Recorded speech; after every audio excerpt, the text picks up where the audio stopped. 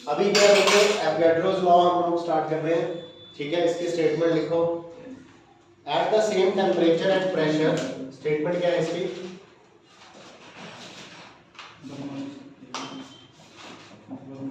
At the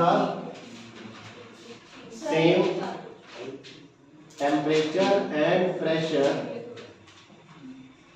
eight the same temperature and pressure, भाई तुम लोग कट्टी चलती है यार। बस अब ठीक सुना दे रहा है साथ में। नहीं ठीक है, ऐसे ठीक है। क्या नहीं दिख रहा? सर एक काम करो, वो चार्जर वाला उसका करो।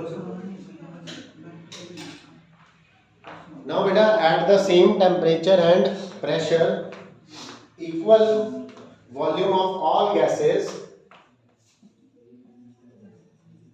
इक्वल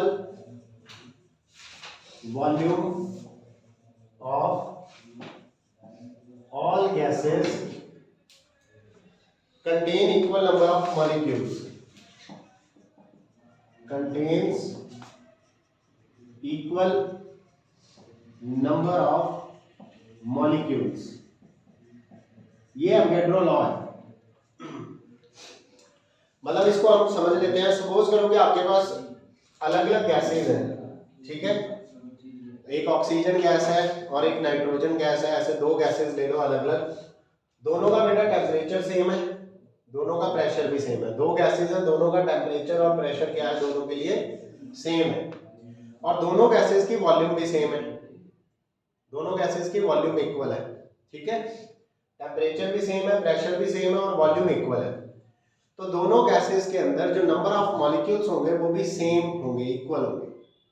बड़ी इंटरेस्टिंग बात है कि एक ऑक्सीजन गैस है और एक नाइट्रोजन गैस है। टेम्परेचर, प्रेशर और वॉल्यूम अगर आपने सेम कर दिया तो इक्वल वॉल्यूम है अगर दोनों गैसेस की, तो दोनों गैसेस में नंबर ऑफ मॉलिक्यूल्स इक्वल होंगे।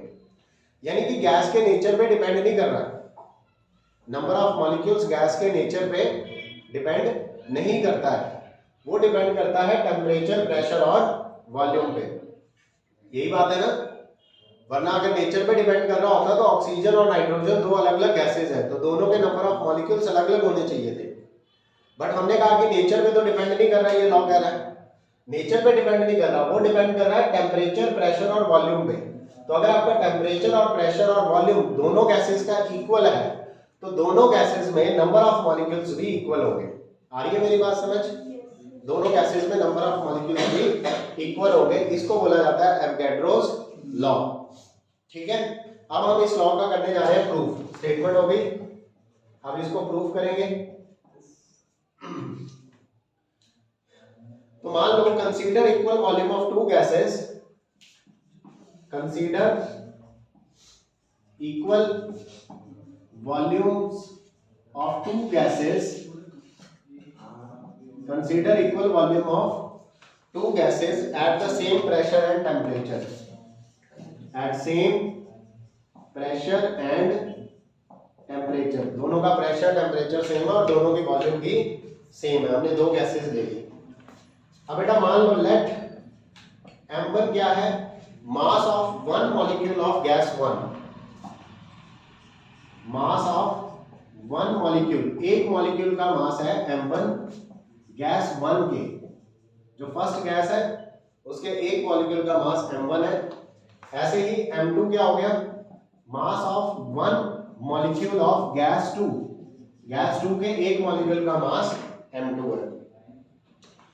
मान लो n1 ये है नंबर ऑफ मॉलिक्यूल्स कि गैस के अंदर टोटल मॉलिक्यूल्स कितने हैं, number of molecules of gas 1, gas 1 के नंबर ऑफ मॉलिक्यूल्स n1 है और गैस 2 के नंबर ऑफ मॉलिक्यूल्स हमने ले लिए n2, number of molecules of gas 2, ठीक है।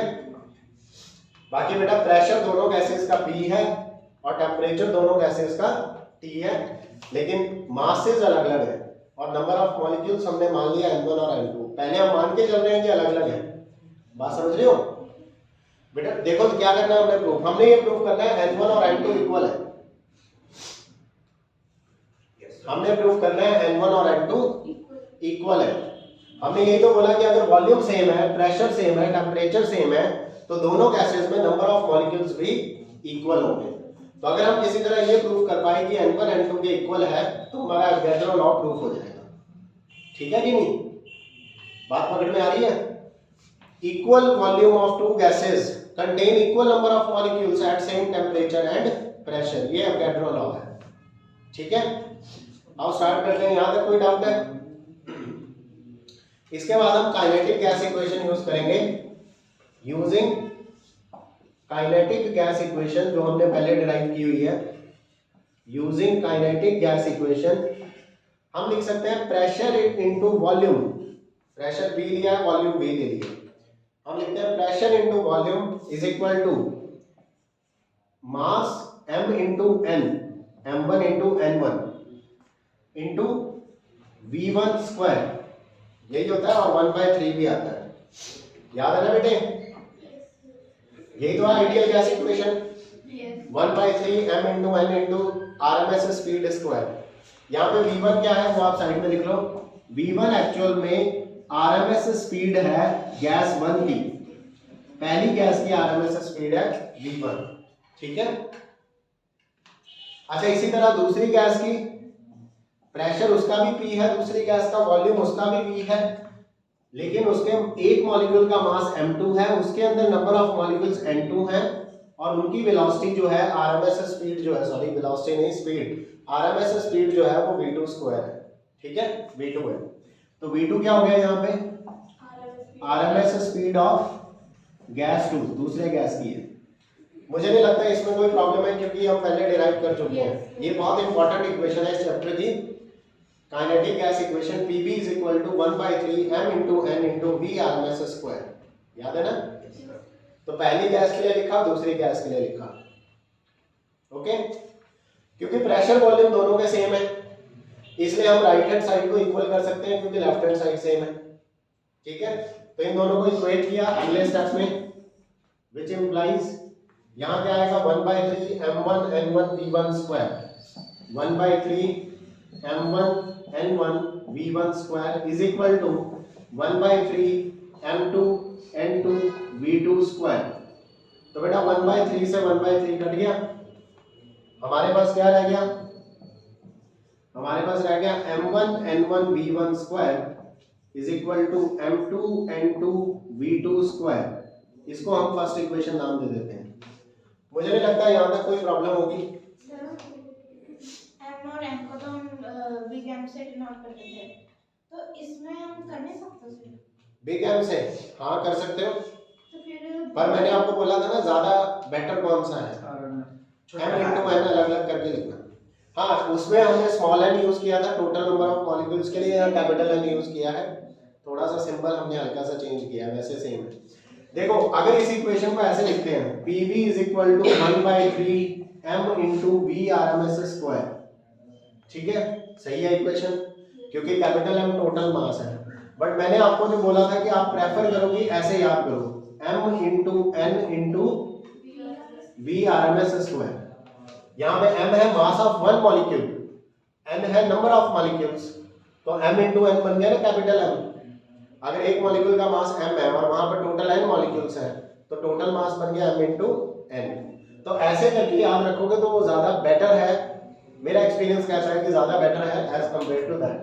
समझ रहे हो ना? वैसे m लिखे कैपिटल M लिखे, सही तो है, गलत नहीं है कुछ भी। तो फिर n1 और n2 प्रूव होगा कैसे? वो हो जाएगा, वो आपको अभी समझ में आ जाएगा। हमने ये इक्वेशन लिखी, ये इक्वेशन लिखी, मैं हमेशा इसको ऐसे ही यूज करता हूँ। ठीक है, उसका ज्यादा मेरा अपना एक्सपीरियंस बोलता है कि इससे क्लैरिटी रहती है हमेशा। कैपिटल M को कहीं बाद में फिर मुझे चेंज करना पड़े आपको समझाने के लिए कि वो स्मॉल m इनटू n है। ठीक है, इसलिए आप इसको ऐसे ही याद रखो। समझ गए ना? पक्का क्लियर है? अच्छा, हमने लेफ्ट हैंड साइड इक्वल है तो राइट भी इक्वल है, राइट इक्वल है तो 1/3 कट गया, ये इक्वेशन बन गई हमारे पास। इतना क्लियर है? इतना उतार लो फिर आगे चलें। ओके, नीचे वाला निकालना। हाँ अब इसके बाद ऊपर देखना आपने, इसके बाद क्या होना है? टेम्परेचर दोनों गैसेस का सेम है। अगर दोनों गैसेस का टेम्परेचर सेम है तो दोनों गैसेस की काइनेटिक एनर्जी सेम होगी। Yes sir. क्योंकि हमने पढ़ा है पीछे, हमने पढ़ा था ना भी टेम्परेचर का सीधा सीधा लिंक है काइनेटिक एनर्जी के साथ। जब हम टेम्परेचर बढ़ाते हैं उसकी काइनेटिक एनर्जी बढ़ जाती है, उसके गैस के मॉलिक्यूल्स की काइनेटिक एनर्जी बढ़ जाती है। पिछला टॉपिक भी हमने यही किया था, काइनेटिक इंटरप्रिटेशन ऑफ टेम्परेचर, यानी टेम्परेचर और काइनेटिक एनर्जी डायरेक्टली प्रोपोर्शनल है। ठीक है, तो क्योंकि दोनों गैसेस का टेम्परेचर सेम है, इसका मतलब है दोनों गैसेस की काइनेटिक एनर्जी भी सेम होगी। यस और नो? Yes sir. सो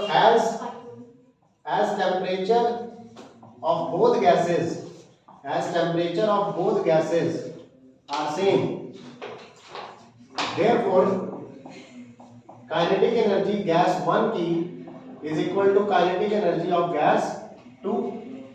गैस 1 की काइनेटिक एनर्जी गैस 2 की काइनेटिक एनर्जी के इक्वल होगी। इसका मतलब क्या बेटा, half m1v1 square is equal to half m2v2 square. Yes और नो? अब हाफ से हाफ कट गया तो हमारे पास क्या रह गया, m1v1 square is equal to m2v2 square. Yes sir. हमारे पास रह गया m1v1 square is equal to m2v2 square. ये बन गई सेकंड इक्वेशन। सेकंड इक्वेशन को उठा के पहली इक्वेशन में डाल दो, पुट 2 in 1। फर्स्ट इक्वेशन ये ली, सेकंड इक्वेशन ये ली। सेकंड इक्वेशन में m1v1 स्क्वायर की वैल्यू यहां डाल देंगे, m1v1 स्क्वायर की जगह m2v2 स्क्वायर। ठीक है कि नहीं? क्योंकि इक्वल है, क्योंकि टेम्परेचर सेम है, काइनेटिक एनर्जी इक्वल है। ये लिख लिया नीचे वाला। हाँ जी सर। अब जैसे ही हम इसे इक्वेशन नंबर 2 में डालेंगे, फिर देखो क्या होने वाला है। इक्वेशन 2 को इक्वेशन 1 में डालेंगे तो बेटा n1 को ऐसे ही रहने दो और m1v1 स्क्वायर की जगह क्या डाल देंगे, m2v2 स्क्वायर। बताओ ठीक है कि नहीं? ये डल गया किसकी जगह, m1v1 स्क्वायर की जगह। राइट हैंड साइड को मत छेड़ना, राइट हैंड साइड n2 पहले लिख लेते हैं सर आप नहीं छेड़ते। और बाकी क्या है, m2v2 स्क्वायर। ठीक है, तो बेटा m2v2 स्क्वायर कट गया पूरा, दोनों तरफ है। क्या रह गया, n1 is equal to n2। यही अवोगाड्रो लॉ है, which proves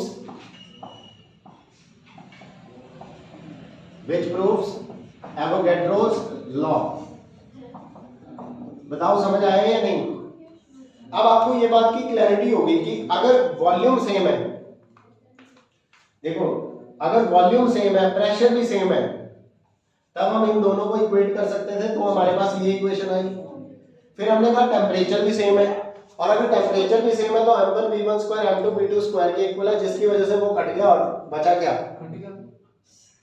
n1 is equal to n2। यही प्रूव करना था कि इक्वल नंबर ऑफ मॉलिक्यूल्स हैं दोनों गैसेस में। अगर टेम्परेचर, प्रेशर, वॉल्यूम सेम है तो इक्वल नंबर ऑफ मॉलिक्यूल्स हैं दोनों गैसेस के अंदर।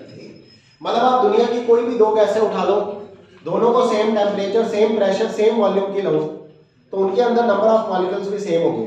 Yes sir. अगर मैंने ऑक्सीजन गैस ली, ऑक्सीजन गैस के अंदर मान लो कि 1 करोड़ मॉलिक्यूल्स हैं, जितनी वॉल्यूम मैंने ऑक्सीजन गैस के लिए मान लो उसमें 1 करोड़ मॉलिक्यूल्स हैं। अगर मैं नाइट्रोजन गैस लूंगा उतनी ही वॉल्यूम की, उसमें भी 1 करोड़ मॉलिक्यूल्स होंगे, ना एक ज्यादा होगा ना एक कम होगा।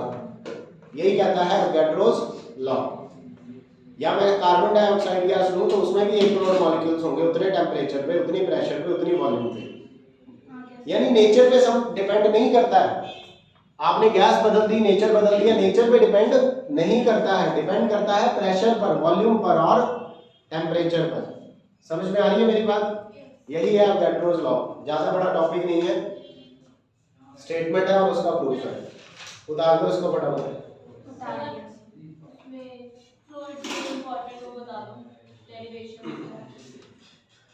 बेटे फ्लूइड्स में ज्यादा इंपॉर्टेंट मैंने आपको बता दिया था बर्नौलीज थ्योरम और उसके एप्लीकेशन, पास्कल लॉ और उसके एप्लीकेशन, इन दोनों में से कुछ तो मिलेगा ही। हाँ बिल्कुल, बहुत Surface इंपॉर्टेंट है। tension। टर्मिनल वेलोसिटी बहुत इंपॉर्टेंट है। सरफेस टेंशन मुझे नहीं लगता आप कर पाएंगे इतनी आसानी से खुद, ठीक है। सरफेस टेंशन में आएंगे टॉपिक, जैसे कि लिक्विड ड्रॉप का आएगा, लिक्विड ड्रॉप से आ सकता है वो, अब मैं नहीं करवा पाऊंगा आपको एक दिन में, नोट कर लेते हैं। पर कोई बात नहीं, कुछ चीजें आप स्किप कर दो, ठीक है। सर उसमें विस्कोसिटी भी है। ऐसे बढ़िया वीडियो। देखो बेटा, विस्कोसिटी है, स्टोक्स थ्योरम है, स्टोक्स लॉ है, ठीक है। स्टोक्स लॉ में उससे ज्यादा इंपॉर्टेंट टर्मिनल वेलोसिटी है, ठीक है। अगर आपने सेलेक्टिव करना है तो वो चीजें लिख लो, Pascal's law and its application, terminal velocity, terminal types of velocity. Flow तो नहीं आएंगे ना, हाँ? टाइप्स ऑफ फ्लो नहीं, ये तो जनरल सी बात है, स्ट्रीमलाइन फ्लो और इनके भी टर्बुलेंट फ्लो। फॉर्मूलाज होते हैं सर, नहीं, ये सिर्फ फ्लो के टाइप्स हैं। बर्नौलीज थ्योरम और surface tension. Bernoulli's theorem and its application, Bernoulli's theorem और उसकी एप्लीकेशन। क्या क्या लिखा आपने? मैंने तो टॉपिक्स लिख रखे थे पहले ही, उनमें भी बात की। और चैप्टर 9 में से आप पर्टिकुलरली क्या करो, फ्लूइड में से आपने करना है पास्कल लॉ और उसकी एप्लीकेशन, बर्नौलीज थ्योरम और उसकी एप्लीकेशंस, और एक टर्मिनल वेलोसिटी का टॉपिक कर जाओ। और अगर समय मिला आप खुद कर सकते हैं तो सरफेस टेंशन में एक टॉपिक कर लेना, लिक्विड ड्रॉप वाला, liquid drop, pressure of liquid drop कर लेना, ठीक है। Pressure of liquid drop. जब लिक्विड ड्रॉप होता है तो ऐसे ही आता है। चैप्टर 9 में Young's modulus, bulk modulus, Young's modulus पे आएगा, बल्क मॉडुलस पे नहीं आ सकता, यंग्स मॉडुलस पे ही आएगा ना। इसमें सिर्फ फॉर्मूला डेरिवेशन से लिया है। डेरिवेशन नहीं है ये तो, एक इस पे न्यूमेरिकल्स आते हैं यंग्स मॉडुलस में, ठीक है। स्ट्रेस वर्सेस स्ट्रेन ग्राफ कर लेना पूरा, यस सर का। ठीक है। मटेरियल जान लेना, डक्टाइल है वो, उसी से लास्ट में आता है, करा ठीक सर, है। इसकी मैंने वो कर ही रखा, मुझे आपकी कॉपी देना प्लीज। सरफेस टेंशन, ठीक है, नोट्स भेज दूंगा, आज ही भेज दूंगा। चलो ठीक है, यहाँ तक समझ में आया? समझ आ गया इतना? Yes sir.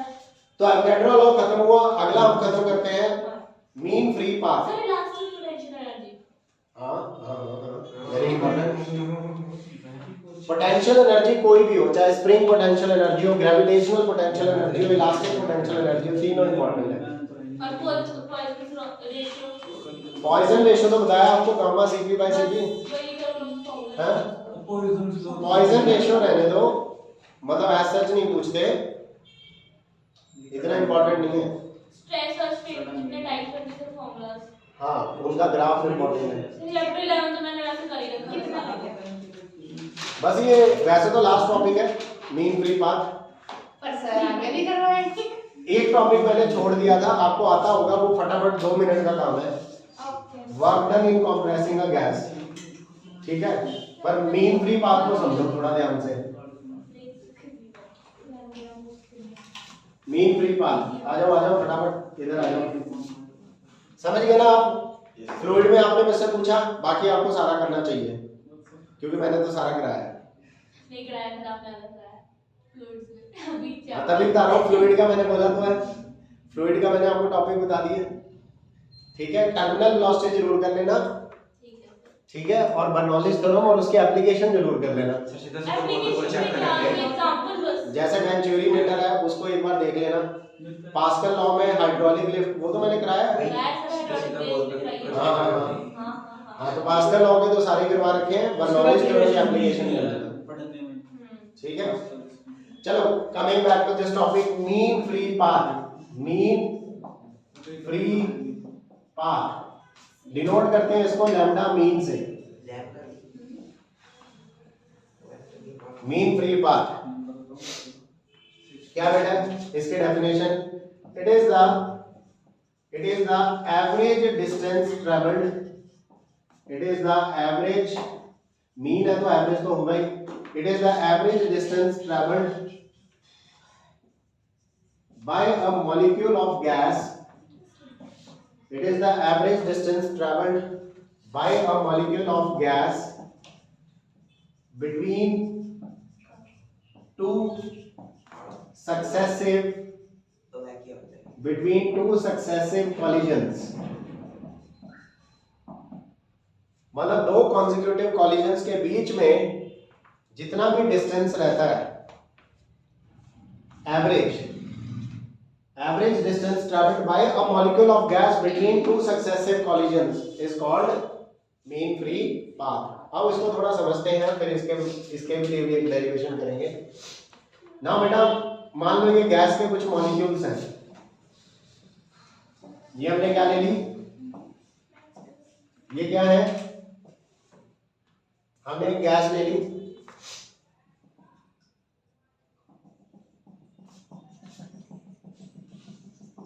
तो हमने यहाँ पे कुछ गैस कंसीडर कर ली इस चैम्बर में। तो इसके अंदर हमने गैस फिल कर रखी है, गैस मॉलिक्यूल्स हैं ये सारे, ये वाला और ये ऐसे जितने भी आपको दिख रहे हैं ये गैस के मॉलिक्यूल्स हैं। इसको मैं रेफरेंस ले लेता हूँ, इस एक मॉलिक्यूल को ऑब्जर्व करते हैं। ऐसे तो और भी हैं, ये कोई अलग नहीं है, उसके वही मॉलिक्यूल है, पर एक हमने ले लिया। तो बेटा ये वाला जो मॉलिक्यूल है इसको हमने रेफरेंस मॉलिक्यूल मान लिया। ये हमारा क्या है, रेफरेंस मॉलिक्यूल है, मतलब इसको ऑब्जर्व करेंगे। अब ये मॉलिक्यूल चलेगा, यहां से यहां तक गया, इसके साथ टक्कर मारी, ये जो डिस्टेंस है इतना, इसको हमने λ1 बोल दिया। यानी यहां से लेके यहां तक इसने कितना डिस्टेंस ट्रेवल किया, λ1। उसके बाद यहां से टक्कर खा के इसकी इधर को चल पड़ा, पहले यहां से टक्कर बजी फिर इधर को चल पड़ा। अब इसने डिस्टेंस ट्रेवल किया λ2, फिर यहां से टक्कर खा के इधर चल पड़ा, डिस्टेंस ट्रेवल किया λ3, फिर यहां से टक्कर खा के इधर को आ गया λ4, यहां से टक्कर खा के इधर चला गया λ5, यहां से टक्कर खा के इधर को चला गया, सो ऑन। समझ गए ना? यानी होगा क्या, ये मॉलिक्यूल, क्योंकि गैस के मॉलिक्यूल्स तो रैंडमली मूव करते ही रहते हैं ना, according to kinetic theory of gases, gas के मॉलिक्यूल्स रैंडमली मूविंग होते हैं, किसी भी डायरेक्शन में जा सकते हैं, स्ट्रेट लाइन में ट्रेवल करते हैं, स्ट्रेट लाइन में ट्रेवल करते हैं, किसी भी डायरेक्शन में जा सकते हैं और रैंडमली मूव करते हैं। अब ये चला बेचारा इस डायरेक्शन में, इसके साथ टक्कर बजी, यहां से लेके यहां तक इसने डिस्टेंस ट्रेवल किया λ1।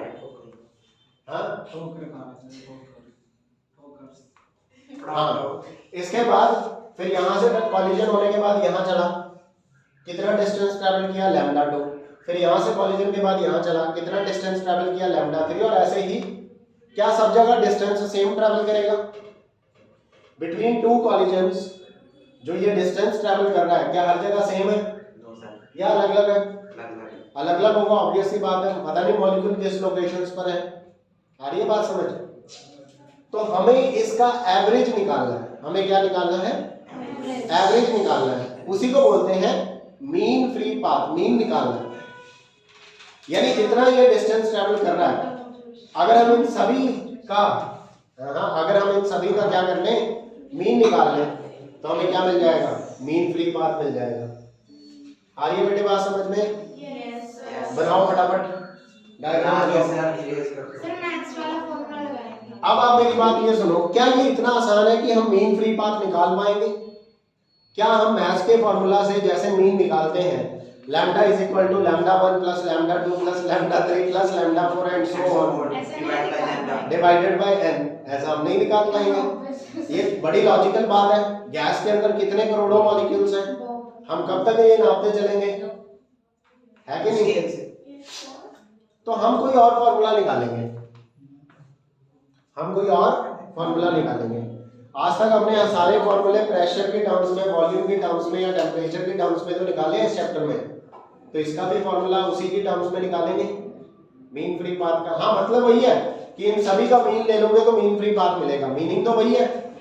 It is the average distance travelled by a molecule of gas between two successive collisions.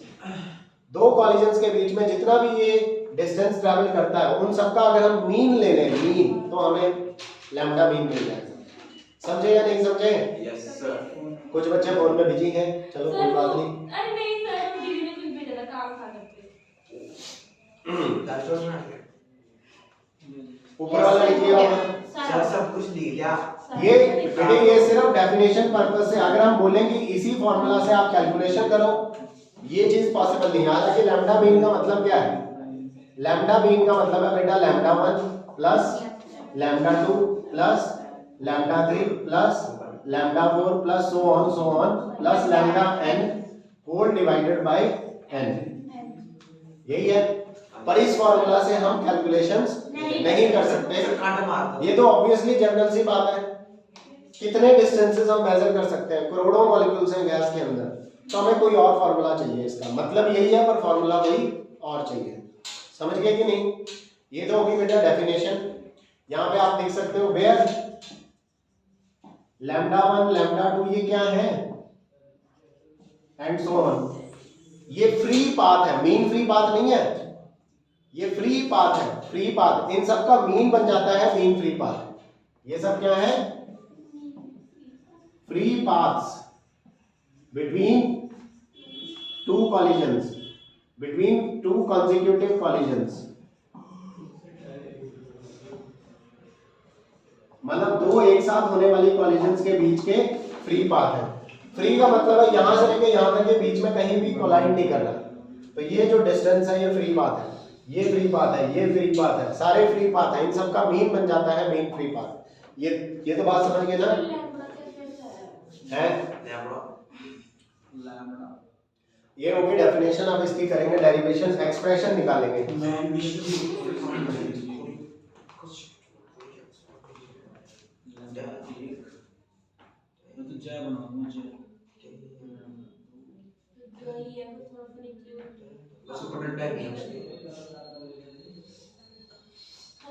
ये बनाने की जरूरत नहीं होती एग्जाम में, ठीक है? डेरिवेशन सिर्फ मतलब एक स्टेटमेंट लिखनी है, उसके बाद एक्सप्रेशन आएगा, स्टेटमेंट लिख दो, उसके बाद एक्सप्रेशन वाली डेरिवेशन कर दो। ये सिर्फ आपको विजुअलाइज करवाने के लिए बना रहा है मैंने कि ऐसे ऐसे मॉलिक्यूल्स हैं, ऐसे ऐसे टक्कर मारेंगे, ऐसे जाएंगे। बनाना है बना देना, कोई दिक्कत नहीं है, ठीक है? Yes sir. समझे कि नहीं? चलो आते हैं एक्सप्रेशन पर। एक्सप्रेशन एक्सप्रेशंस हेडिंग लगाओ।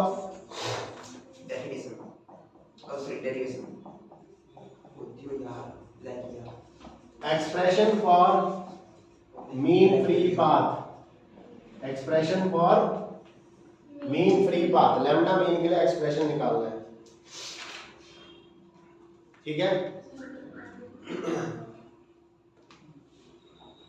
लैम्डा मीन का एक्सप्रेशन निकालना है। अब देखते हैं क्या है। तो हमने ये वाला एक्सप्रेशन निकालना बेटा, lambda mean is equal to r into T, r into T divided by pi D square into Avogadro number into pressure. ये एक्सप्रेशन है और इसकी हमें क्या करनी है? डेरिवेशन। पता चल जाएगा आपको यहाँ पे क्या चीजें क्या है। लिखना चाहते हो एक बार लिख लो, फिर डेरिवेशन अलग से हेडिंग लगा देंगे। डी यहाँ पे बेटा क्या है? डी है diameter of molecule of gas. Gas का जो मॉलिक्यूल है उसका डायमीटर क्या है? डी है। एन ए आप समझ गए होंगे बड़े अच्छे से। एवोगैड्रो नंबर है, सबको पता है। पी पता है, प्रेशर है। R universal gas constant, T temperature, यही एक नई चीज थी तो वो लिख दिया। फोकस नहीं हो रहा। ठीक है कि नहीं? Yes sir. फोकस मारो सर, फोकस।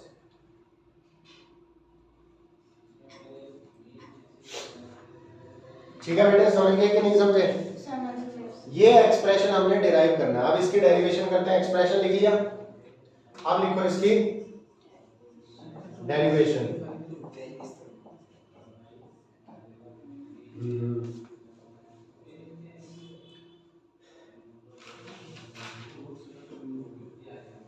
ध्यान से बनाना फिगर। ठीक सब ठीक है, तो हम एक बढ़िया बनाते हैं।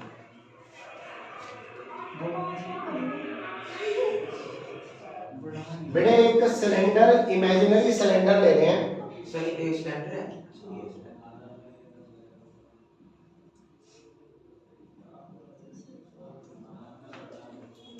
इसके अंदर मॉलिक्यूल्स ध्यान से बनाना। देखो ऐसे, यहाँ पे देखो ध्यान से, जैसे आप बता रहे वैसे बनाना है। हाँ जी ध्यान से देखो। आधा मॉलिक्यूल अंदर, आधा मॉलिक्यूल बाहर, आधा मॉलिक्यूल अंदर, आधा मॉलिक्यूल बाहर। ठीक है कि नहीं? ये दो बनाई दे। इसके अलावा मॉलिक्यूल बाहर और भी है, ये एक मॉलिक्यूल है, यहाँ कोई मॉलिक्यूल पड़ा है, यहाँ पड़ा है। अच्छा एक मॉलिक्यूल यहाँ बनाना, एक मॉलिक्यूल यहाँ, एक मॉलिक्यूल यहाँ, ठीक है। यस इसके अलावा और सुनो, ना करो। थोड़ा सा मॉलिक्यूल अंदर बनाना है बाकी बाहर, ठीक है। इसको हटा के यहाँ पे थोड़ा सा मॉलिक्यूल अंदर बनाना है बाकी बाहर, ओके। सच्ची ना करो। बाकी और भी मॉलिक्यूल्स हैं गैस के अंदर बाहर, काफी सारे मॉलिक्यूल्स होते हैं बेटे। ये क्या है? मॉलिक्यूल्स गैस के मॉलिक्यूल्स हैं, गैस। ठीक है कि नहीं। और एक मॉलिक्यूल ये लेते हैं, ये हमारा रेफरेंस मॉलिक्यूल है। किसी की नजरें हिलनी नहीं चाहिए बोर्ड से। फोन पे ये हमारा रेफरेंस मॉलिक्यूल है, हमने इसको ऑब्जर्व करना है। बाकी गैस के और भी बहुत सारे मॉलिक्यूल्स हैं आपके सामने हैं। जो हमने सिलेंडर लिया है ना, ये इमेजिनरी सिलेंडर है, मतलब एक गैस थी नॉर्मल, ये उसके मॉलिक्यूल्स हैं, और हमने यहाँ पे बीच में एक इमेजिनरी क्या ले लिया, एक सिलेंडर इमेजिन कर लिया, इमेजिनरी सिलेंडर है, ठीक है। तो बेटे ये क्या है हमारा imaginary unit cylinder, imaginary unit cylinder. Unit क्यों कह रहा हूं इसको, क्योंकि इस सिलेंडर की जो लेंथ है वो मैंने 1 मीटर ले ली है। सिलेंडर की लेंथ कितनी है? 1 मीटर लेंथ का सिलेंडर है, यूनिट सिलेंडर है, यूनिट लेंथ का इमेजिनरी यूनिट सिलेंडर लिया हमने। मतलब वैसे तो आपको पता है कि गैस के मॉलिक्यूल सब जगह है, स्पेस में हर जगह ही होते हैं, पर हमने स्पेस के बीच में एक छोटा सा इमेजिनरी सिलेंडर, यूनिट सिलेंडर हमने इमेजिन किया। हम इसी पे ऑब्जर्वेशन करेंगे अपनी, विद इन दिस सिलेंडर हम अपनी ऑब्जर्वेशन करेंगे, ठीक है बेटे। अब जो हमारा ये गैस का मॉलिक्यूल है, इसका डायमीटर हमने कितना लिया है? डी क्या है? Diameter of the molecule of gas. अच्छा बेटा यहां से ध्यान से सुनो, आधा मॉलिक्यूल अंदर है तो ये लेंथ कितनी हुई? डायमीटर का आधा, ये भी आधा अंदर है तो ये लेंथ कितनी हुई? d/2। समझ गए कि नहीं? ठीक है। यस और ये जो बीच में आपको खाली जगह दिख रही है ना, ये भी, ये कितनी है? ये d के इक्वल है, मतलब जितना इसका डायमीटर है उतनी है, ठीक है। आप ध्यान से सुनो, टोटल सिलेंडर का डायमीटर कितना हो गया? d/2 प्लस d/2 यानी 2d हो गया। डायमीटर का सिलेंडर कितना हो गया? 2d हो गया। तो जो हमने सिलेंडर इमेजिन किया है उसका डायमीटर 2d है। अब भाई 2d ही क्यों लिया, और क्यों नहीं ले रहे, है कि नहीं? हमने पर्टिकुलरली ऐसा सिलेंडर चूज किया जिसकी लेंथ कितनी है? 1 मीटर, यूनिट लेंथ का सिलेंडर लिया। चलो ये तो कैलकुलेशन आसान करने के लिए होता है, बट जो हमने डायमीटर सिलेंडर का लिया है वो मॉलिक्यूल के डायमीटर का डबल है, यानी 2d उसका डायमीटर है सिलेंडर का। ये क्यों लिया, इस बात को समझो पहले, इसलिए मैंने ये मॉलिक्यूल यहां बनवाए हैं। आप खुद बताओ सर, ये वाली चीज नहीं समझ रही, 2D बेटा, कहां तक क्या चीज है? 2d इसका डायमीटर हमने लिया। आप ऐसे समझ सकते हो कि हमने एक सिलेंडर लिया जिसका डायमीटर है 2d और उसकी लेंथ कितनी है? 1 मीटर, यूनिट लेंथ का लिया। ये तो आसान करने के लिए लेते हैं यूनिट लेंथ, बाकी डायमीटर 2d क्यों लिया उसको समझते हैं, ठीक है। डायमीटर 2d क्यों लिया उसको समझते हैं। अब ये जो मॉलिक्यूल है, ये जब यहां से जाएगा, इस सिलेंडर से ऐसे जाएगा, स्ट्रेट लाइन में ट्रैवल करेगा, ये इसका मोशन है, ठीक है। अब जब ये यहां से जाएगा विद इन द सिलेंडर, कहीं और भी जा सकता था, ये जा सकता था कहीं और भी, पर काइनेटिक थ्योरी ऑफ गैस कहती है कि मॉलिक्यूल स्ट्रेट लाइन में ट्रैवल करते हैं, स्ट्रेट पाथ फॉलो करते हैं। तो स्ट्रेट पाथ हमने ये वाला ले लिया, इसलिए हमने सिलेंडर भी उस हिस्से में लिया। अगर इधर को जाता तो सिलेंडर वैसा ले लेते हैं, उस डायरेक्शन में। बात तो एक ही है, समझे कि नहीं? इतनी बात समझे? सिलेंडर वही लेना। मैं फिर से बता दूं बेटा, काइनेटिक थ्योरी ऑफ गैसेस कहती है कि मॉलिक्यूल्स रैंडमली मूव करते हैं स्ट्रेट लाइन में। तो ये मॉलिक्यूल स्ट्रेट लाइन में ट्रैवल कर रहा है, ऐसे कर रहा होता तो सिलेंडर उधर को ले लेते, अगर इधर को कर रहा होता तो सिलेंडर इधर को ले लेते। तो आसान है कि हम अपने हिसाब से ले लें। ये मॉलिक्यूल इधर को ट्रैवल कर रहा है तो मैंने सिलेंडर भी इस डायरेक्शन में ले लिया। ये इतनी बात तो समझ गए ना? Yes sir. Yes sir. बात करते हैं इस 2D पे। मैं बार बार इसी में फोकस कर रहा हूँ, उसका एक कारण है 2D क्यों लिया। आप याद कर लो, उसका तो कोई मेन बात नहीं है, याद कर लो, डेरिवेशन हो जाएगी, पर समझो इसको कैसे। बेटा ये मॉलिक्यूल जब यहाँ से जाएगा, ये स्पेस 2d, ये स्पेस इसके डायमीटर जितना है, तो ये इन दोनों को बिना कोलाइड करके निकल जाएगा, बिना कॉलिजन के निकल जाएगा। अगर ये डिस्टेंस, अगर ये मॉलिक्यूल थोड़ा नीचे हो जाए, जैसे ये साइड वाला मॉलिक्यूल देखो, ध्यान से देखो, वो भी देख रहे हो सर। ये वाला मॉलिक्यूल इससे थोड़ा सा नीचे हो जाए, तो बिल्कुल आप एकदम 100% श्योर है कि कॉलिजन नहीं होगी, क्योंकि गैप अच्छा खासा है, डायमीटर d आराम से निकल जाएगा, उसके साथ हो जाएगी ना फिर वो आगे। है कि नहीं?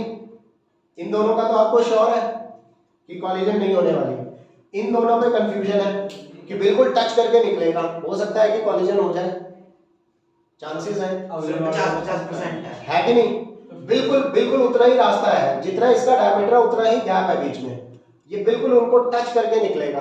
तो हमने मान लिया कि ये वो मिनिमम डिस्टेंस है, ये वाले मॉलिक्यूल्स का ये वो मिनिमम डिस्टेंस है जहां पर हमारा मॉलिक्यूल बिना कॉलिजन के निकल जाएगा, समझे कि नहीं? इससे ज्यादा अगर डिस्टेंस ले लोगे, जैसे ये लिया, तो हम 100% श्योर है कॉलिजन नहीं होगी। मिनिमम कितने डिस्टेंस पर कॉलिजन नहीं होगी, वो है ये, है कि नहीं? इससे ज्यादा कम डिस्टेंस हो जाए, जैसे ये दो मॉलिक्यूल्स हैं, तो 100% श्योर है कॉलिजन होगी, यहाँ 100% श्योर है कॉलिजन नहीं होगी, और यहाँ पर हमारे पास मिनिमम पॉसिबिलिटी है कि बिना कॉलिजन के ये निकल जाए। क्लियर है मेरी बात? यस। ये तीन जो तो आपने बना ली है, बाकी तो आस पड़ोसी हैं, समझ गए कि नहीं? हाँ क्या कह रहे हो? कुछ नहीं सर, मैं सही बोल रहा हूँ। ये कुछ कह रहा था यश। नहीं ये तो मैं बात कर रहा था। मैं कहूँ भाई भाई है। हाँ, तो बेटे मिनिमम हमने लेना है ना, हमने कि मिनिमम डिस्टेंस, मिनिमम किस लेंथ तक के मॉलिक्यूल्स के साथ ये कॉलिजन करेगा। अब नाउ आपको क्लियर है कि इस मॉलिक्यूल के साथ ये कॉलिजन करेगा, इसके साथ भी कॉलिजन करेगा, इससे ज्यादा, जरा सा भी इससे ज्यादा डिस्टेंस हुआ तो कॉलिजन नहीं करेगा, समझ रहे हो? तो अब हम काउंट करेंगे कौन कौन से मॉलिक्यूल्स हैं जिनके साथ वो कॉलिजन करेगा। सर 2 क्यों? 4 सुनो, क्यों हम वो काउंट कर रहे हैं? इसको जनरल वे से करना है, 2 या 4 इस फिगर में नहीं करना, ये मैंने कुछ पॉसिबिलिटीज दी हैं, मैथमेटिक्स जनरल वे में करना है। जनरल वे में किन किन मॉलिक्यूल्स के साथ ये कॉलिजन करेगा जब ये मॉलिक्यूल यहाँ से निकलेगा, तो ये मॉलिक्यूल उन सभी मॉलिक्यूल्स के साथ कोलाइड करेगा जो आधे या आधे से ज्यादा सिलेंडर के अंदर आते हैं। इन जनरल ये बात हुई, आप मेरी बात समझ रहे हो मैं क्या कर रहा हूँ? यस। ये मॉलिक्यूल उन सभी मॉलिक्यूल के साथ कोलाइड करेगा जो हमारे इमेजिनरी सिलेंडर में आधे या आधे से ज्यादा अंदर आते हैं। अगर आधे से कम वो अंदर आते हैं तो उनके साथ ये कॉलिजन नहीं करेगा। इसको जनरल वे से ध्यान रखो, आ रही है मेरी बात समझ? Yes sir. जैसे ये आधे हैं, इनके साथ कॉलिजन कर रहा है, ऑलमोस्ट यही है वो सेपरेशन लाइन। इससे और थोड़ा सा अंदर आ जाए, जैसे ये आगे, तो कॉलिजन तो करेगा ही, पूरी तरह से अंदर है तो भी कॉलिजन करेगा, इससे ज्यादा डिस्टेंस बाहर है तो कॉलिजन नहीं करेगा। क्लियर है मेरी बात? ये तो हमने इसका डायमीटर 2d इसीलिए लिया क्योंकि इसी रेंज के अंदर अंदर के, इसी रेंज के अंदर अंदर के मॉलिक्यूल्स कॉलिजन करेंगे। मेरी बात समझ रहे हो कि नहीं? यस। यही एक पॉइंट है जो आपने समझना है। बाकी दूसरा तरीका यह है कि रट्टा मार लो, हमने सिलेंडर 2d का लेता है, ठीक है, लेकिन हमने वही क्यों लिया, 2d ही क्यों लिया, उस बात को समझना इंपॉर्टेंट है, ठीक है। कॉलिजन करना हमें इसलिए जरूरी है क्योंकि हमने कॉलिजन्स के बीच का ही डिस्टेंस निकालना है कि दो कॉलिजन के बीच का कितना डिस्टेंस है, उसका एवरेज निकालेंगे तो हमें मीन फ्री पाथ मिल जाएगा, ठीक है कि नहीं? यस। कोई डाउट? पहले फिगर बनाओ फिर आगे चलते हैं। बना लिया सर। बन गई? Yes sir. बहुत ही बढ़िया। हाँ जी यश, समझ में आया? बना नहीं, ये चीज समझ में आई, 2d क्यों लिया हमने? बताऊं? हाँ रट्टा मार के हाँ, दूसरा मेथड ये है कि रट लो, जब इसकी डेरिवेशन करनी है। और जो मॉलिक्यूल का रेफरेंस दिया है ना, उससे वो डबल है उसका डायमीटर। वो तो ठीक है बेटे, कॉलिजन इसी मॉलिक्यूल वालों के साथ होगी। सर 7 के बाद रट्टा मार। हाँ ठीक है ना, चलो जा रहा हूँ। आप ये याद कर लेना कि जब भी हमने इसकी डेरिवेशन करनी है तो हमने 2d रखना है, ठीक है, ये कर लेना याद, और कुछ नहीं चाहिए हमें इसमें। बाकी हमने इसलिए लिया, मिनिमम स्पेस उसका और d होएगा वो जितना। बाकी हमने इसलिए लिया क्योंकि जो भी मॉलिक्यूल्स का डिस्टेंस, जो भी मॉलिक्यूल्स हमारे इमेजिनरी सिलेंडर, जो भी मॉलिक्यूल्स हमारे इमेजिनरी सिलेंडर के में आधे या आधे से ज्यादा आ रहे हैं उनके साथ कॉलिजन करेगा। करेगा। ठीक है, चलो ठीक है, ये बात होगी। चलो बहुत ही बढ़िया, आगे शुरू करते हैं डेरिवेशन। चार्जिंग पोर्ट कौन सा है? साइन बोर्ड का चार्जिंग पोर्ट है सर इंस्टीट्यूट में। हाँ जी, इन्वर्टर का चार्जिंग पॉइंट है भाई? बधेरे हैं अंदर लगे हुए हैं। अंदर इधर सर ये चल नहीं रहा क्या? हो गया। पीछे हो गया चार्जिंग पॉइंट, वो नीचे वाला चार्जिंग पॉइंट है बाहर। बाकी ड्यूरिंग का क्लास आपको वैसे भी क्या जरूरत पड़ेगी? फोन में 2% ये सर 4% है ना बैटरी। ये इधर है शायद। जल्दी लगा के आओ, चलो फिर ये टॉपिक खत्म करना है। ये लेफ्ट मेरे में। के पास है। मेन यही बात आपको समझनी होगी। आगे क्या?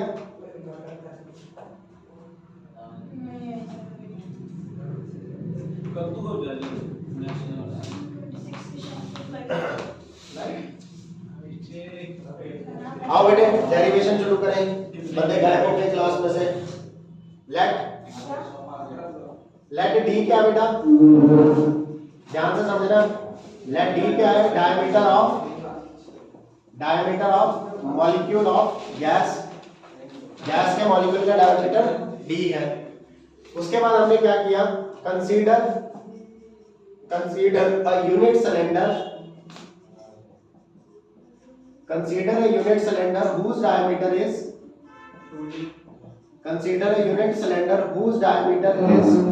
2D। अब मुझे ये चीज बताने की जरूरत नहीं है कि 2D क्यों लिया, आप सीधा इसको याद भी कर सकते हैं। Consider a unit cylinder whose diameter is 2D। इसके बाद बेटा लेट, एक पोर्ट है। यार आप पहले बैठ जाओ, मुझे ऐसे मजा नहीं आएगा पढ़ाने में। 1% आप मुझे बता दिया करो कि सर हमने सारे काम निपटा लिए, मैं बैठ गया हूँ अब, तो इसके बाद ही पढ़ाऊंगा। पढ़ाओ सर पढ़ाओ। प्लीज।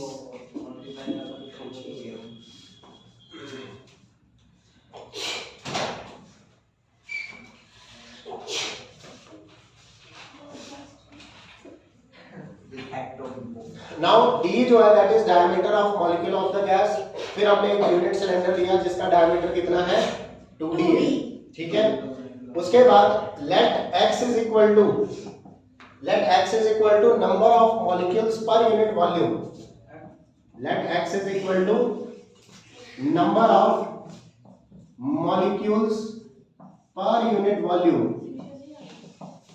मतलब यूनिट वॉल्यूम के अंदर कितने मॉलिक्यूल आ रहे हैं? x मॉलिक्यूल्स आ रहे हैं। आप इसको ऐसे भी लिख सकते हो, that is x is equal to number of molecules divided by volume v। n by v ना, number of molecules per unit volume. ठीक है, मेरी बात समझ में आ गई? सर दीदी घर पे कोई था नहीं तभी गई। ठीक है, number of molecules per unit volume हमने ले लिया x। बेटा स्किप कर जाओगे ऐसे ही। यहां तक समझ गए? अब जो हमने सिलेंडर लिया है उसमें टोटल नंबर ऑफ मॉलिक्यूल्स कितने होंगे? जो हमने सिलेंडर लिया है उसमें नंबर ऑफ मॉलिक्यूल्स कितने होंगे? अगर number of molecules unit volume के अंदर इतने मॉलिक्यूल्स हैं, that is number of molecules per unit volume. It means 1 unit volume के अंदर नंबर ऑफ मॉलिक्यूल्स आ रहे हैं x। यही है, 1 यूनिट वॉल्यूम में नंबर ऑफ मॉलिक्यूल्स आ रहे हैं x। So therefore v unit volume के अंदर नंबर ऑफ मॉलिक्यूल्स आएंगे v इंटू x। ये बात तो नॉर्मल है, यूनिटरी मेथड है कि नहीं? Yes sir. यस। क्या बात है? नहीं सर कराओ। हो गया अब नहीं आएगा सर। 1 यूनिट वॉल्यूम के अंदर x मॉलिक्यूल्स हैं, v यूनिट वॉल्यूम के अंदर कितने मॉलिक्यूल्स होंगे? Vx। v इंटू x होंगे। जैसे 1 यूनिट के अंदर x है तो 2 यूनिट वॉल्यूम होती तो 2x हो जाते हैं, 3 यूनिट वॉल्यूम होती तो 3x हो जाते हैं। अब हमारे सिलेंडर की वॉल्यूम है v, तो उसके अंदर जो नंबर ऑफ मॉलिक्यूल्स हैं वो कितने होंगे? vx हो जाएंगे। अब बेटा वॉल्यूम ऑफ सिलेंडर का फार्मूला पाई रेडियस स्क्वायर इनटू हाइट, यही होता है पाई r स्क्वायर h। ये होती है वॉल्यूम इनटू x। ये बात समझे? Yes. उतारो फटाफट। सर तो आप लिया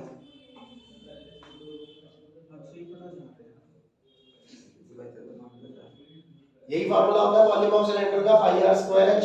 Yes, sir. ठीक है, आर और एच मत लिखना क्योंकि सिंबल्स फिजिक्स में और भी यूज होते हैं, इसलिए मैंने प्रॉपर लिखा है रेडियस और हाइट। अब ना हो इसके बाद पाई आर स्क्वायर एच, अगला स्टेप ऐसे यहाँ पर आप तो नीचे इक्वल टू लगाओगे तो क्या आ जाएगा पाई। दो इक्वल। अच्छा बेटा रेडियस कितना है हमारे सिलेंडर का? Sir 2d। 2d डायमीटर है, अच्छा रेडियस रेडियस D by है 2d बाय 2 हो जाएगा। सर और हाइट आंसर बोलते हैं आपने। हाइट कितनी है हमारे सिलेंडर की? सर हाइट है उसका 1 मीटर। 1 है 1। 1 मीटर। लेंथ कितनी है? 1 मीटर। लेंथ तो है हाइट। बेटे वही हाइट होती है ना सिलेंडर की। अब बता क्या हाइट है इसकी? अरे हमने जो सिलेंडर लिया है उसका डायमीटर कितना है? 2d, तो उसका रेडियस कितना हो जाएगा? d। उसकी हाइट हमने कितनी ली है? 1 मीटर। बस हमने उसको डेटा रखा हुआ है, ठीक है कि नहीं? नहीं सारा को अभी जैसे इसको यश को नहीं आ रहा था इसलिए बताया। अच्छा इनटू क्या हो गया? इनटू क्या हो गया? x। ठीक है, तो बेटा 2 से 2 कट गया, कितना आंसर आ गया? पाई इनटू d इनटू x। हाँ, पाई। मतलब हम कितने नंबर ऑफ मॉलिक्यूल्स हैं? 10 number of molecules. Sir D square नहीं है? हाँ जी, D square। Yes. Pi are square. हाँ जी, हाँ जी, 10 ठीक है, नंबर और ठीक है। देयरफॉर डी स्क्वायर आ जाएगा क्योंकि पाई आर स्क्वायर है, ठीक है। सो नंबर ऑफ मॉलिक्यूल्स,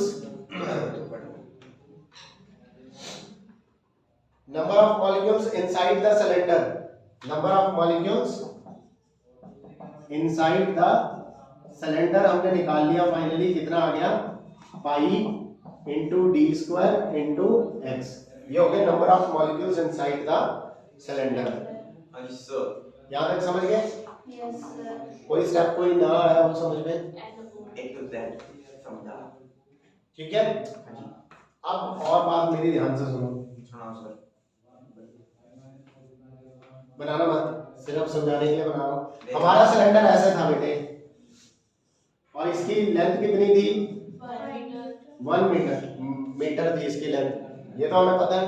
हमारा यहां से मॉलिक्यूल अंदर जा रहा है, और अंदर जाकर जो अंदर जो मॉलिक्यूल्स हैं उनके साथ क्या कर रहा है? अंदर जो मॉलिक्यूल्स हैं उनके साथ क्या कर रहा है? कॉलिजन कर रहा है, और उनके साथ भी कॉलिजन कर रहा है जो आधे अंदर है आधे बाहर है।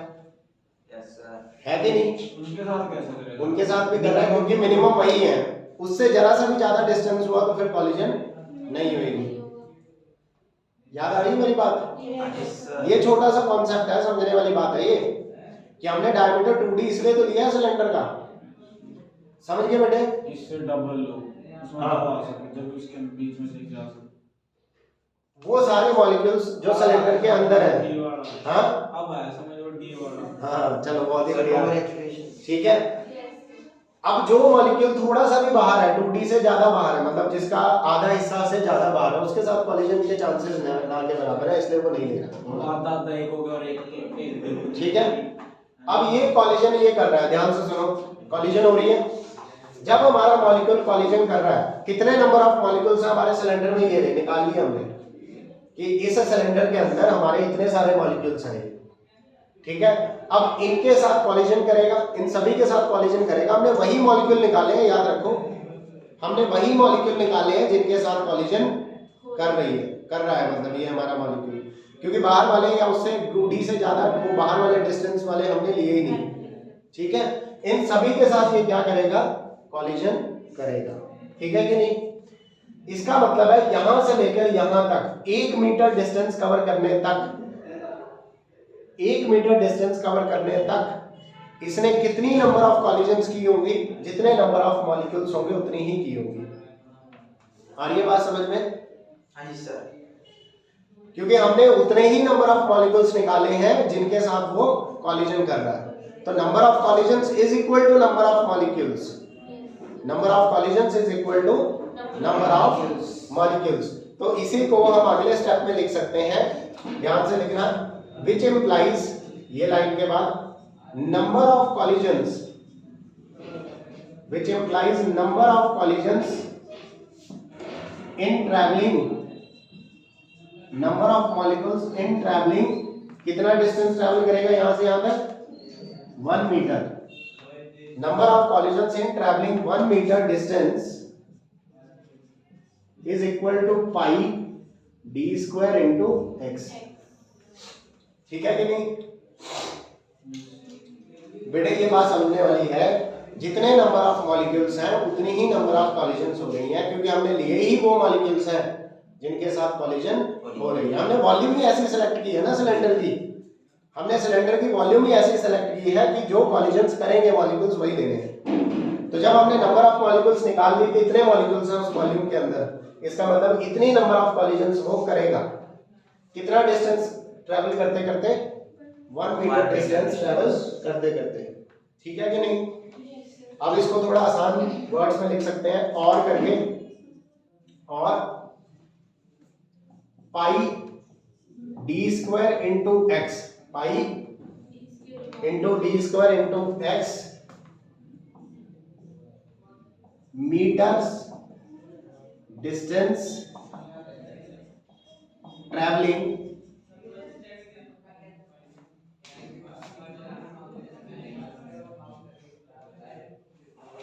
ऐसे लिखो, in pi D square x metre distance travelling number of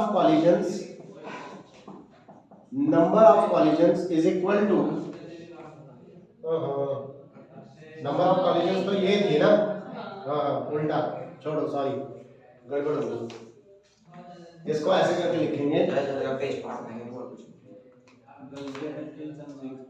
number of collisions है वो, ठीक है, in pi D square into x number of collisions, in pi d square into x number of collisions, distance traveled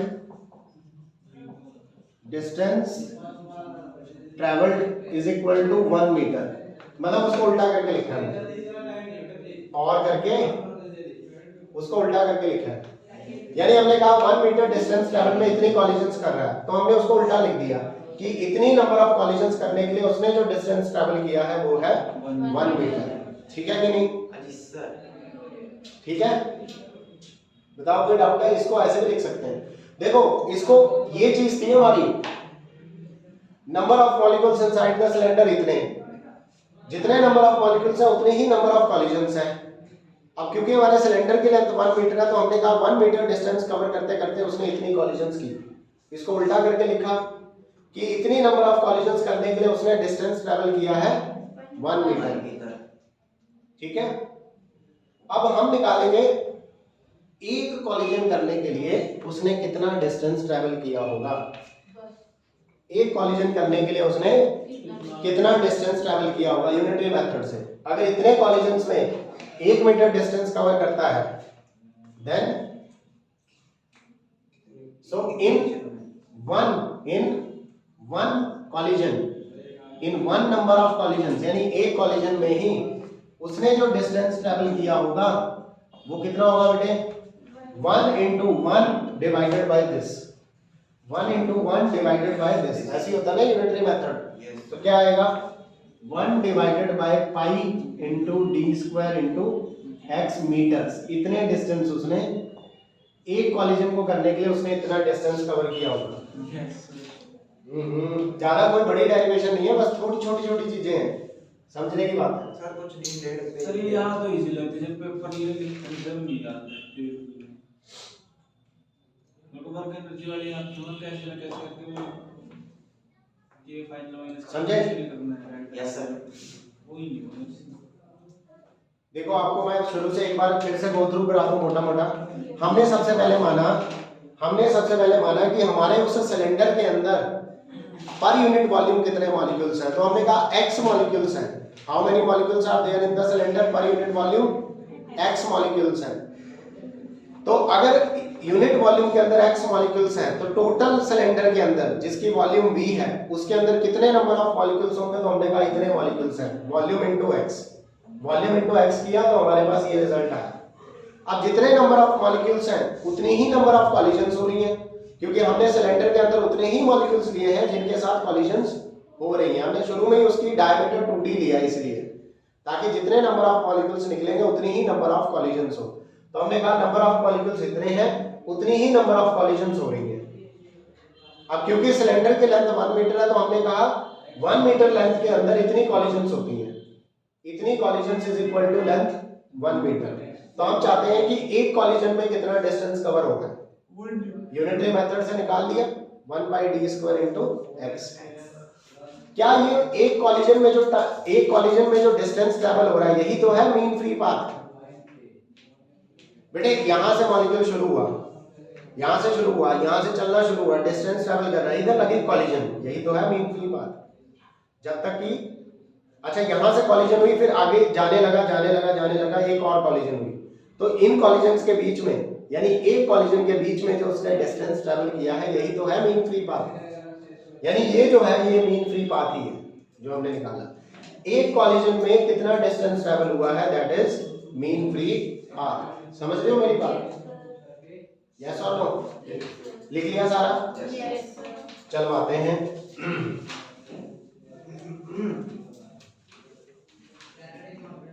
So therefore mean free path lambda mean is equal to कितना आ गया बेटे 1 divided by pi into d² into x, क्योंकि एक collision में जितना distance उसने travel किया वही मीन फ्री पाथ है। डेल्टा मीन के लिए हमने एक्सप्रेशन निकाल लिया, पर अब हमें इसको कन्वर्ट करना है उस फॉर्म में जो साइड में लिखा है। सारा उतार लिया, रब कर दो एक बार के लिए।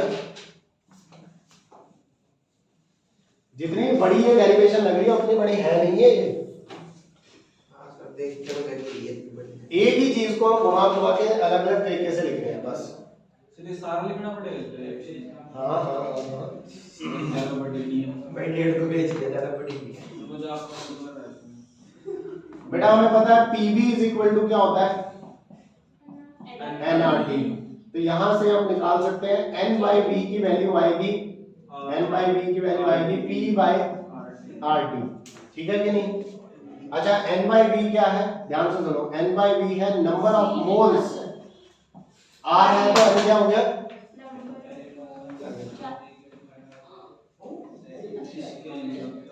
Number of moles per unit volume. Number of moles ये इतनी चीज क्या है सर ये है n/v number of moles per unit volume, n/v number of moles per unit volume. ये नंबर ऑफ मोल्स है, पर हमें चाहिए number of molecules per unit volume, number of molecules per unit volume. तो बेटा number of molecules per unit volume आएगा, Avogadro number से multiply कर दो इसको। x हमने क्या लिया था याद करो, x था नंबर ऑफ मोल्स था, ये है number of molecules per unit volume. याद करो पर यूनिट वॉल्यूम, यानी n/v लिया था हमने, याद करो x yes sir number of molecules per unit volume. Yes, अगर sir. नंबर ऑफ मोल्स इतने हैं, अब एक मोल के अंदर एवोगैड्रो नंबर ऑफ मॉलिक्यूल्स होते हैं, तो अगर number of moles per unit volume इतना है तो number of molecules per unit volume क्या होगा, एवोगैड्रो नंबर के साथ मल्टीप्लाई कर दो। समझ गए कि नहीं? हाँ जी, इसलिए लिख रहा हूँ ये नंबर ऑफ मोल्स है और ये क्या है नंबर ऑफ मॉलिक्यूल्स है, जिसे हमने क्या ले रखा था x लिया हुआ था। मतलब x की जगह क्या डाल सकते हैं Na into p into divided by RT। तो बेटा लैम्डा मीन में x की जगह डाल दो value 1 divided by pi d square. x की जगह क्या डालोगे Avogadro number into p divided by r into t। RT ऊपर चला जाएगा और हमारा एक्सप्रेशन निकला है जो हमने निकालना था, that is RT divided by pi into d square into Avogadro number into pressure। कोई डाउट? ये एक्सप्रेशन हमने निकालना, ठीक है? समझ गए या नहीं? यस सर अंधेरा मुझे लगता है ज्यादा हो गया क्लास में। यस नहीं सर सर ठीक क्लास है। में गया नहीं नहीं एक छोटा सा रहेगा, छोटा सा रहने का हाँ, सर, ठीक है? शुरू में रहने से 15 बताओ बेटे, आगे समझ में? हाँ जी सर। हो गया? Next topic. ठीक है, जल्दी उतार दो। ये तो मेन डी पार्ट। बात क्या हो सकता है? कर दो रे सर। ठीक है।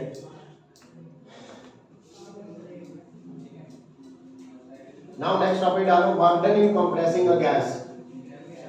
Work done in compressing a gas. अच्छा बेटे, मैं समझा देता हूँ, नोट्स आपको भेज दूंगा, ठीक है? आपको बड़ी आराम से समझ आ जाएगा। Yes sir. मैं शॉर्ट में समझा देता हूँ, सुन लो ध्यान से।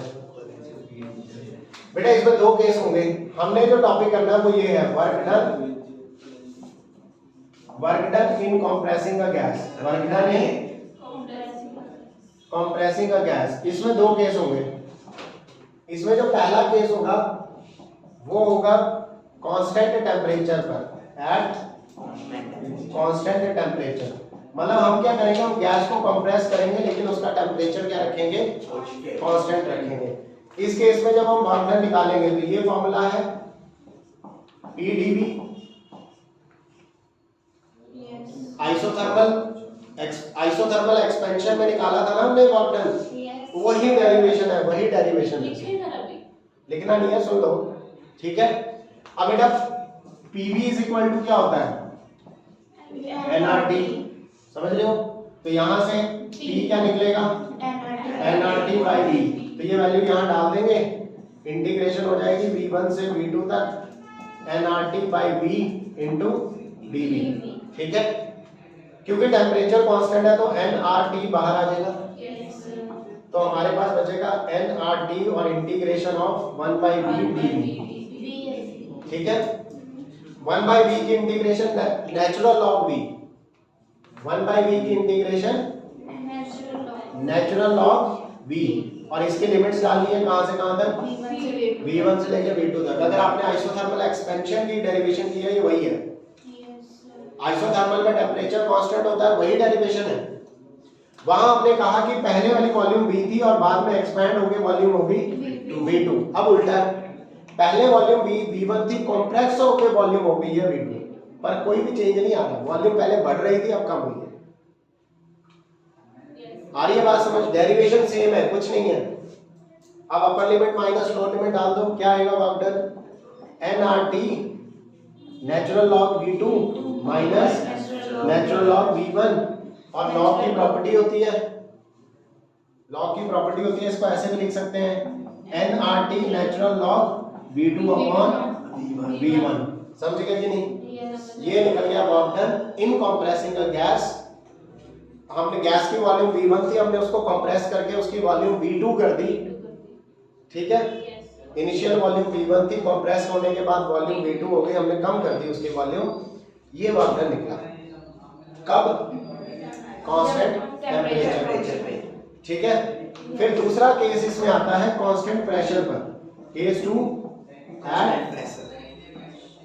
At constant pressure.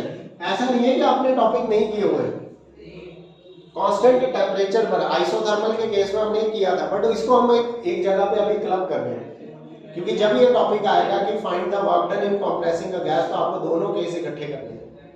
समझ रहे हो ना? अगर अलग से आता है find the work done in isothermal process, तो सिर्फ इतना ही करना है।